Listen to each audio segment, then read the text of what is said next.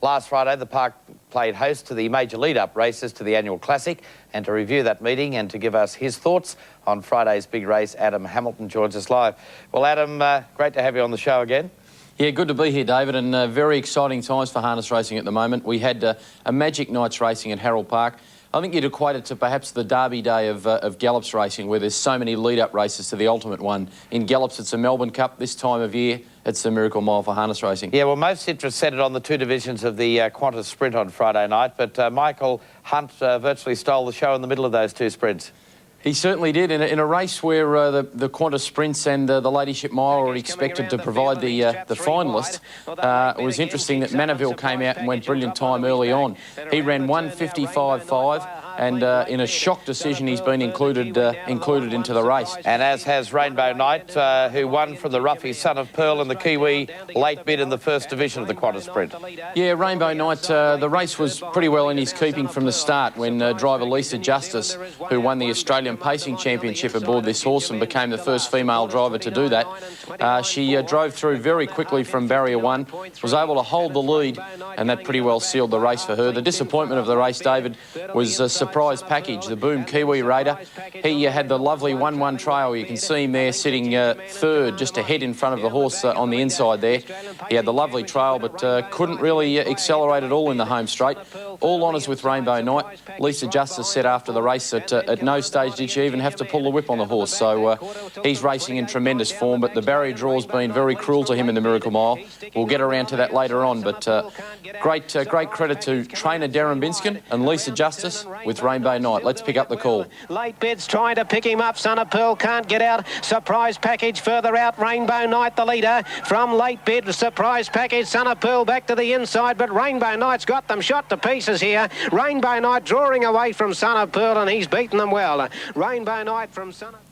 Well, it's going to be a terrific night, Adam, for the women out there. Lisa Justice and Kelly Kersley both driving in the Miracle Mile. Yeah, they're the two glamour girls of harness racing. They've achieved so much in matching it with the boys and serving it up to them on so many occasions. But Kelly, of course, became the first female to win a Grand Circuit race with Norm's daughter. That's going back to June this year. That was a race postponed from last November. Now, Adam, explain this to me. Al Savancelot, the even money favourite, finished first in the second division of the Qantas Sprint, and young Mr. Charles, the Kiwi, finished in third place, but both missed a start in Friday night's big one. They've both been named as first and second reserve, respectively. Yeah, David, look, one of the most baffling decisions in harness racing for a long time. For Manaville, a horse who won a restricted class race, albeit he did equal a track record, or set a track record at the time that was later equalled by Norm's daughter, for him to be included in the race, a 7-year-old racing in restricted class ahead of Our Sir Vancelot.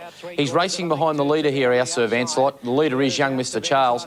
Look for the genius of Brian Hancock here. He gets a superb rails run in the home straight to steal the prize, and he's pretty happy too. You can have a look at him lean over and give a bit of curry to the other drivers just after the line when we get to that stage. But David, I've got to label it a mystifying and very disappointing decision that Our Sir Vancelot's missed out.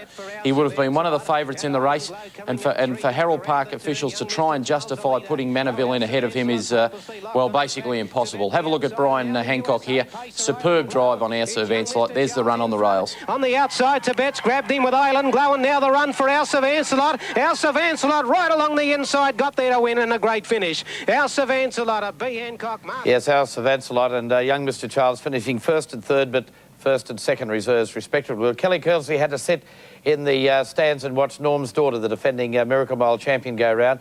But Norm's daughter overcame the wide barrier to score very, very handsomely, and also equalled that course record that was set earlier in the night by Manaville. Yeah, interestingly enough too, that she also went a 1/10 of a second quicker than she did to win the Miracle Mile, beating Il Vicolo back in June. She's right on song for this race. She'd obviously had a checkered lead-up going into this. She was very sick back in July. She's got over that. This was only her second run back from a spell. Kersley's older brother, Greg Kersley, took the drive here, and an excellent display. It's David, it's the first time that Greg's ever sat behind the horse, be it in a race, a trial, even a track workout. So and the pressure on Sableye a bit of history in this race. Yeah, Sableye's going for 3 wins in a row. Would have been the first mare to do it. That's Sableye's sitting on the back of Norm's Daughter here. Greg Kersley goes for home, and at this point it looked as though it was going to be a comfortable win for Norm's Daughter. But Sableye's, as we pointed out last week, she is in foal, and she seems to be racing better than ever now. She's relishing the thought of being a mother, and have a look at her rally strongly. Daughter's in front, Sableye's driving it near the line, but she's too good, the West Aussie mare. Norm's Daughter again. Norm's Daughter wins from Sableye's, 3 lengths away. And to top it off, drew a very favourable barrier. Barrier 1 for the big Miracle Mile Friday night. Yeah, certainly 1,760 metres this race, $400,000, including the speed incentives up for grabs. I'll take you through that barrier draw. As you said, Norm's Daughter has drawn 1. In 2, we've got Iroquois, who had a look around Harold Park on Friday night, and a lot of the experts there were very impressed by what they saw. He's a magnificent individual, and he is the favourite. Barrier 3, Sableye's. Barrier 4, we have Il Vocolo. In gate 5, we have Manaville.